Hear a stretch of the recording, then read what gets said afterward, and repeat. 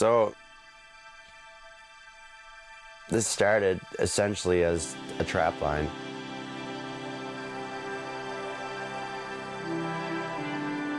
The old folk would use this place to go hunting, check the rabbit slips.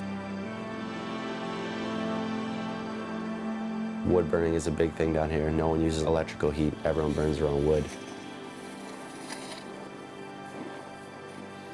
Initially, that's where it all started. Having this space that I'm able to come here and do my own. Punch in 4 or 5 hours some mornings and just shape it all out and create it exactly how I would like to ride it myself. And then enjoy the mountain for what it is.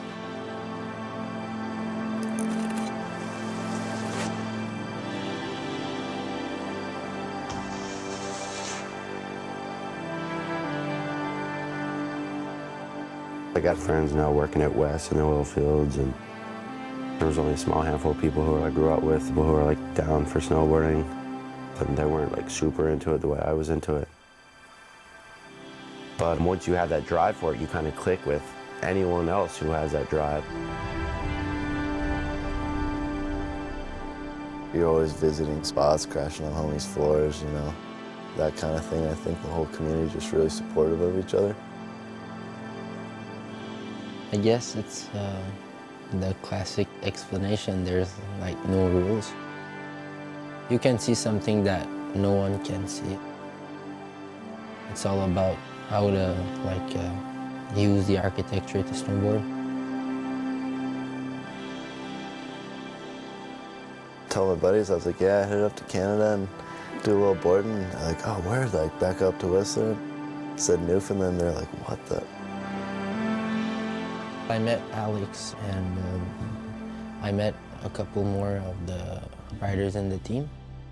I just felt stoked about it.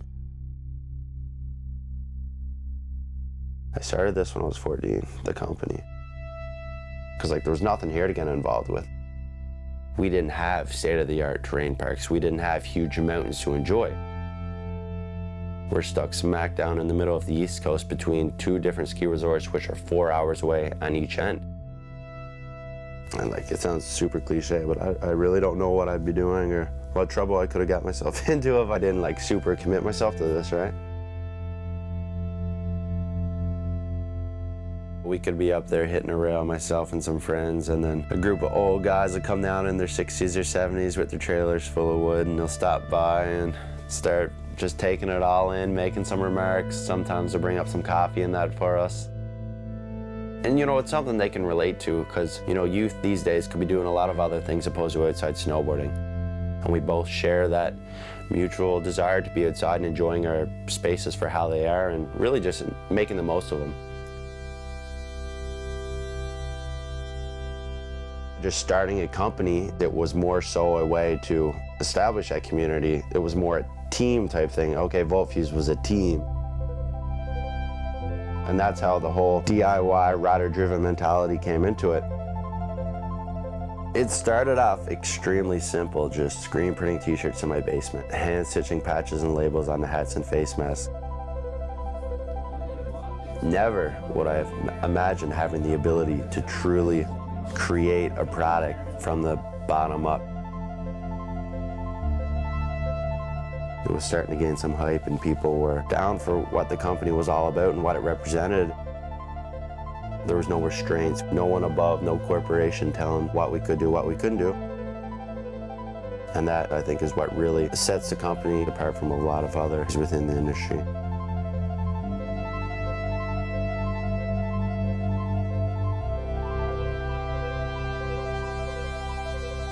I wouldn't consider myself an immensely talented snowboarder who's throwing down the insanest tricks.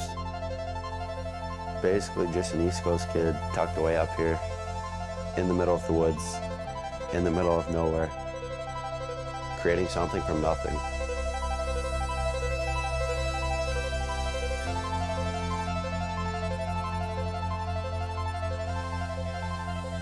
And the thing is, once you start doing something that you truly care about, Whether you're located in Newfoundland or whether you're located in Iceland, you realize pretty quickly that, you know, once you kind of come together, you're never really alone.